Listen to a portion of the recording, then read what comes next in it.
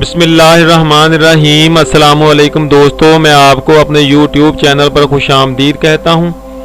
आइए दोस्तों, आज के मौजू की तरफ चलते हैं। बेटी ने कहा, बाबा ईद के 5 दिन रह गए हैं, हमने कुछ भी खरीदारी नहीं की। मौलवी साहब ने कहा, अच्छा मेरा पुत्र, अभी बहुत दिन हैं, खरीद लेंगे, चांद रात से 1 दिन कबल सब कुछ ले लेंगे। मौलवी साहब ये बात कर रहे थे कि अजान सुनाई दी। मौलवी साहब जो आंखें बेटी को झूठी तसल्ली देने पर शर्मिंदगी से झुकाए हुए थे, उनको मौका मिल गया और मस्जिद की तरफ चल दिए।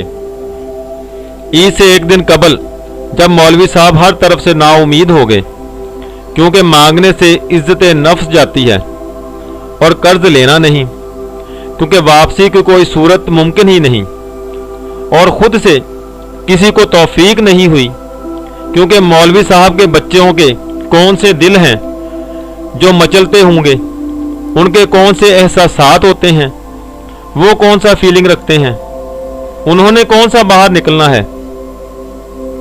तो मौलवी साहब जो कि तावीलों के बेताज बादशाह थे, दलील तो उनके घर की लौंडी थी, समझाने में तो माहिर थे।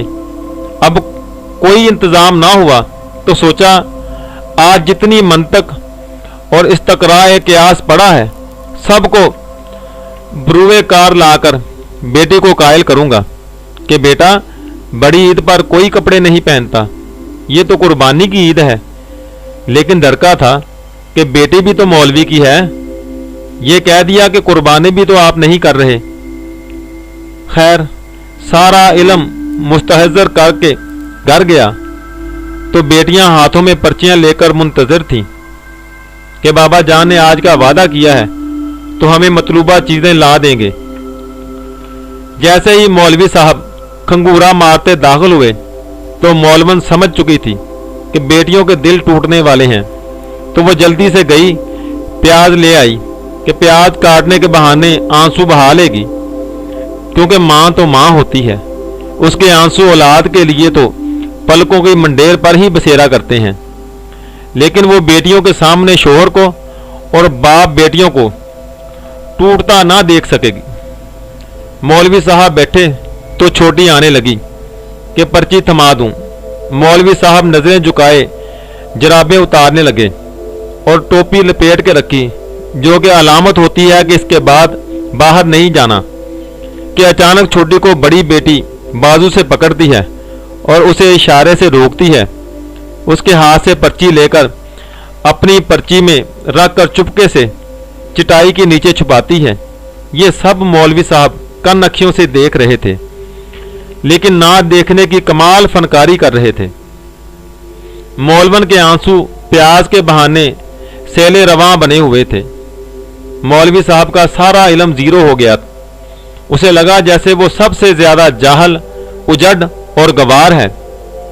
इससे पहले कि मौलवी साहब कुछ कहते तो बेटी बोली, बाबा जान कल हमने नए कपड़े नहीं लेने, क्योंकि बड़ी ईद तो कुर्बानी की ईद है, और कल आपने चाचू के 2 बैठे भी तो करने हैं, और हमने वहां आपको बैठे करते देखना है, तो सारा दिन तो कुर्बानी में लग जाएगा।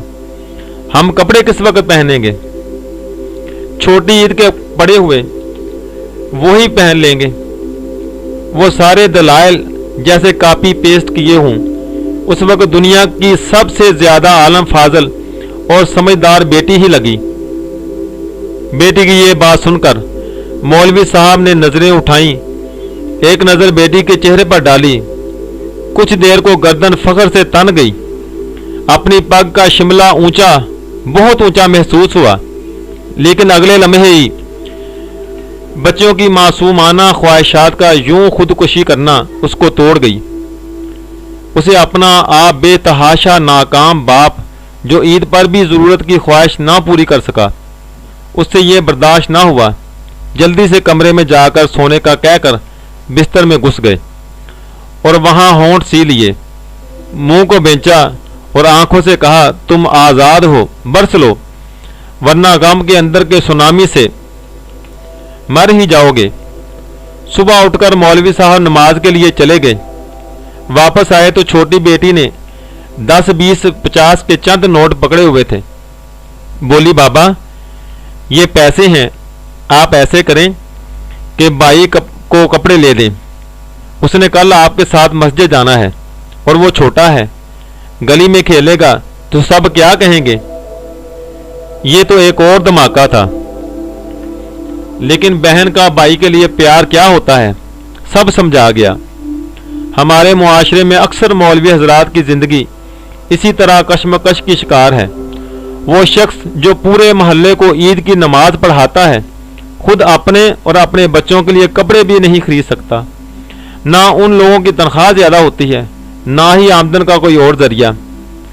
ऐसे में हम लोगों को ही उनकी मदद करनी चाहिए। हम 1500 रुपये का सूट 5000 रुपये में तो खरीद लेते हैं, मगर किसी गरीब की मदद ना करने के हजारों बहाने ढूंढते हैं। बड़े प्लाजे में जाकर 2 कौड़ी की चीज हजारों रुपयों में चुपचाप खरीद लेते हैं। लेकिन अगर कोई गरीब 50-100 मांग ले तो फिलासफर बनकर उसे लेक्चर देते हैं। एक दूसरे की मदद से ही जिंदगी का असल मकसद हासिल किया जा सकता है। सोचिएगा जरूर।